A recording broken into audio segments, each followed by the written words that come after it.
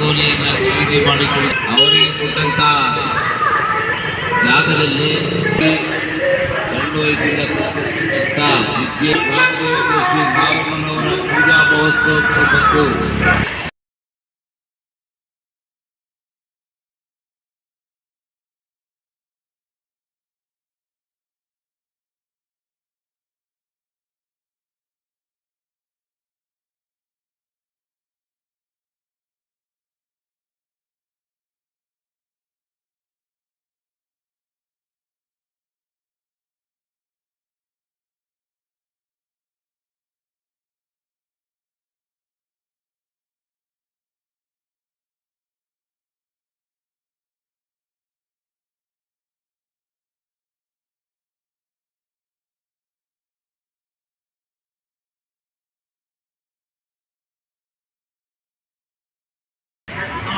ಖುಷಿ ಆಗುತ್ತೆ. ಈ 3 ವರ್ಷದಿಂದ ಹಿಂಗೆ ಮಾಡ್ಕೊಬರ್ತಿದ್ದಾರೆ. 3 ವರ್ಷಗಳಿಂದ ಕಾಂಪಿಟೇಷನಲ್ಲಿ ಪಾರ್ಟಿಸಿಪೇಟ್ ಮಾಡ್ತಾ ಇದ್ದೀವಿ. ತುಂಬ ಖುಷಿ ಆಗುತ್ತೆ. ಹೆಣ್ಮಕ್ಳಿಗೋಸ್ಕರ ಈ ಥರ ಸ್ಪರ್ಧೆ ಇಟ್ಟಿರೋದಕ್ಕೆ ಇನ್ನೂ ಹೆಚ್ಚಾಗಿ ಸ್ಪರ್ಧೆಗಳು ಇರಲಿ ಅಂತ ನಾನು JP ಸರ್ ಹತ್ರ ಕೇಳ್ಕೊತೀನಿ.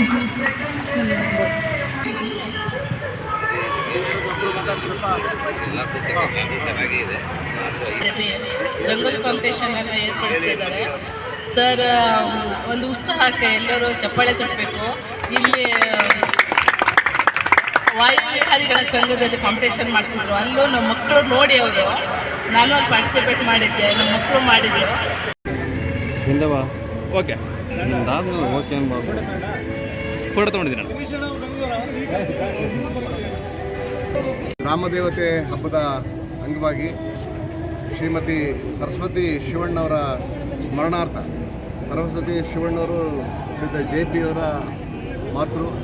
ಅವರ ಮಾತಾಪಿತೃವರ ನೆನಪಿಗೆ ಸ್ಮರಣೆಗಾಗಿ ಒಂದು ರಂಗೋಲಿ ಸ್ಪರ್ಧೆಯನ್ನು ಮಹಿಳಾ ದಿನಾಚರಣೆಯೂ ಸೇರಿದಂಗೆ ಎಲ್ಲ ಮಹಿಳೆಯರಿಗೆ ಸೇರಿಸಿ ಅವ್ರಿಗೊಂದು ಏನಾದರೂ ಒಂದು ಕಾರ್ಯಕ್ರಮವನ್ನು ರೂಪಿಸಬೇಕು ಅಂತ ಒಂದು ರಂಗೋಲಿ ಸ್ಪರ್ಧೆಯನ್ನು ಮಾಡಿದ್ದಾರೆ. ರಂಗೋಲಿ ಸ್ಪರ್ಧೆ ಬರೀ ರಂಗೋಲಿ ಬಿಡಿಸೋದು ಅಷ್ಟೇ ಅಲ್ಲ, ರಂಗೋಲಿ ಹಿಂದೆ ಒಂದು ಧ್ಯಾನ ಇದೆ, ರಂಗೋಲಿ ಹಿಂದೆ ಒಂದು ತಂದೆ ಆದಂಥ ಒಂದು ಶ್ರಮ ಇದೆ. ಮತ್ತು ಅದಕ್ಕೆ ಅದರಲ್ಲೂ ವಿಶೇಷವಾಗಿ ರಂಗೋಲಿ ಬಿಡಿಸ್ತಕ್ಕಂಥ ಚಾಕಚಕ್ಯತೆ ಒಂದು ಕಲಾ ಪ್ರಕಾರ ಮನುಷ್ಯರಿಗೆ ಅನೇಕ ವಿಷಯಗಳಲ್ಲಿ ತನ್ನ ಕಲಾ ಪ್ರಕಾರನ ಪ್ರದರ್ಶನ ಮಾಡೋಕ್ಕೆ ಒಂದು ಅವಕಾಶ ಸಿಗುತ್ತೆ. ಕಲರ್ ಕಾಂಬಿನೇಷನ್ ಇದೆ, ಅದರಲ್ಲಿ ಕಲರ್ ಕೂಡ ಭಾಳ ಪ್ರಾತಿನಿಧ್ಯವನ್ನು ಹೊಂದಿದೆ.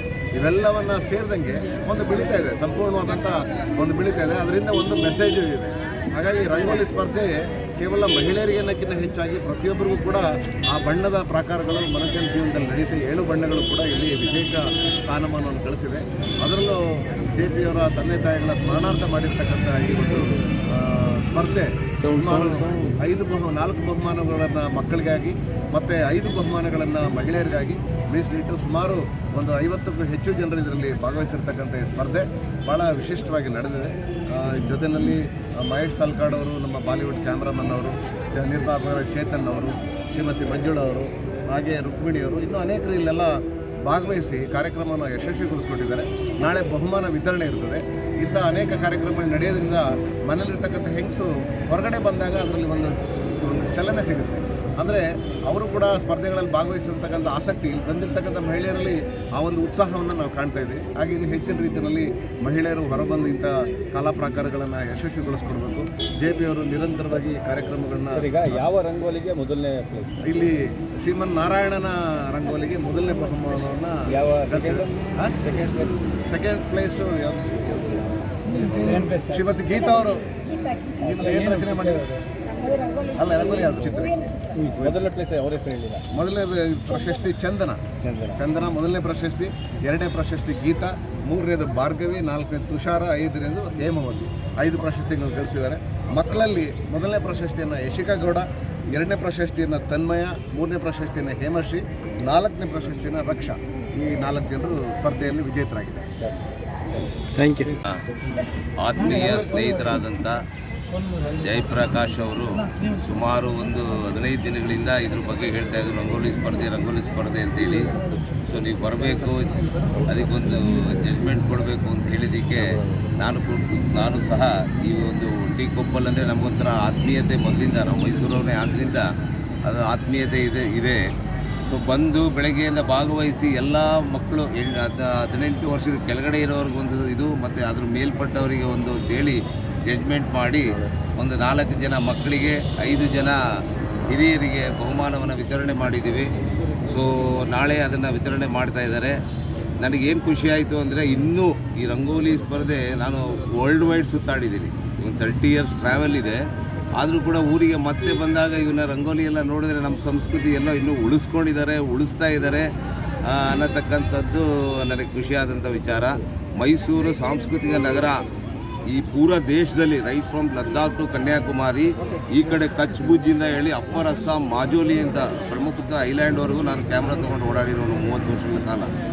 ಆದರೆ ನಮ್ಮ ಮೈಸೂರು ಅಂದರೆ ನೋಡಿ ಕೂದಲು ಕೂಡ ನಿಂತ್ಕೊಂಡ್ಬಿಡ್ತು. ಮೈಸೂರು ಅಂದರೆ ಅಷ್ಟು ಶ್ರೇಷ್ಠವಾದಂಥದ್ದು. 5 ಸತಿ 6 ಸತಿ ಈ ನಮ್ಮ ಮೈಸೂರಿಗೆ ಭಾಳ ಸುಂದರವಾದಂಥ ಒಂದು ಅವಾರ್ಡನ್ನು ಸಿಕ್ಕಿರೋದು ಖುಷಿಯಾದ. ದೇಶ ಎಲ್ಲ ಸುತ್ತಿದ್ದೀನಿ ನಾನು ಮೈಸೂರು ಅಂತ. ಆದರೆ ಈ ನಡುವೆ ಈ ಮಕ್ಕಳದು ಡ್ರಗ್ಸು ಮೈಸೂರಲ್ಲಿ ಬಂದಿದೆ ಅಂತ ಹೇಳಿದ್ರೆ ಅವರಿಗೆ ಗುಂಡೆ ಹಾಕಬೇಕು. ನೀವು ಮೈಸೂರಲ್ಲಿ ನೀವು ಏನು ಡ್ರಗ್ಸ್ ಅಂತ ತೊಗೊಂಬರ್ತಾ ಇದ್ದೀರಿ ಮಕ್ಕಳಿಗೋಸ್ಕರ, ನಮ್ಮ ಊರಿನಲ್ಲಿ ಅವರಿಗೆ ಗುಂಡು ಹಾಕಿ ಅಂತ ಹೇಳ್ತೀನಿ ನಾನು. ನಮ್ಮ ಮೈಸೂರು ಸಾಂಸ್ಕೃತಿಕ ನಗರ ಇದನ್ನು ಹಾಗೆ ಉಳಿಸ್ಬೇಕು ಅನ್ನತಕ್ಕಂಥದ್ದು ನನ್ನ ಮನವಿ.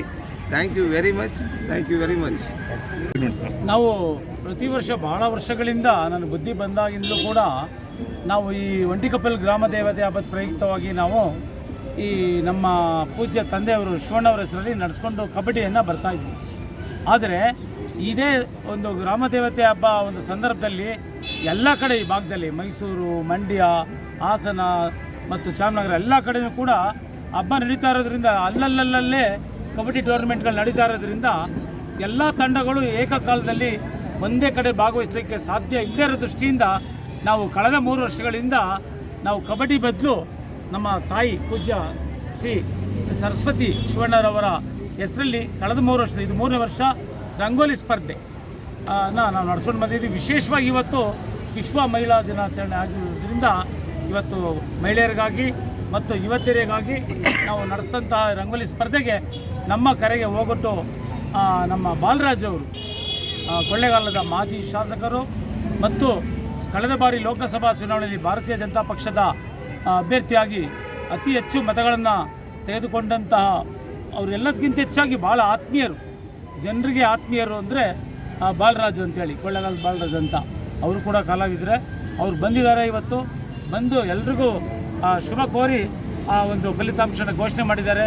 ಅದಕ್ಕೆ ನಾನು ನಮ್ಮ ಕುಟುಂಬದ ಪರವಾಗಿ ಮತ್ತು ಒಂಟಿಕೊಪ್ಪಲು ಗ್ರಾಮಸ್ಥರ ಪರವಾಗಿ ನಾನು ಅವರಿಗೆ ಧನ್ಯವಾದಗಳನ್ನು ನಾನು ಅರ್ಪಿಸ್ತಾ ಇದ್ದೀನಿ.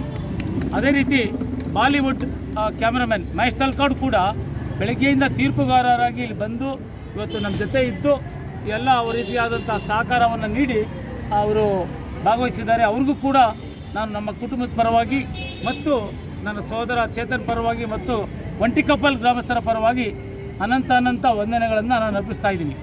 ಅದೇ ರೀತಿ ಶ್ರೀಮತಿ ಮಂಜುಳಾರವರು ತೀರ್ಪುಗಾರರಾಗಿ ಭಾರತೀಯ ಜನತಾ ಪಕ್ಷದ ಅಧ್ಯಕ್ಷರಾಗಿದ್ದವರು, ಅವರು ಕೂಡ ಬೆಳಗ್ಗೆಯಿಂದ ಬಂದಿದ್ದಾರೆ.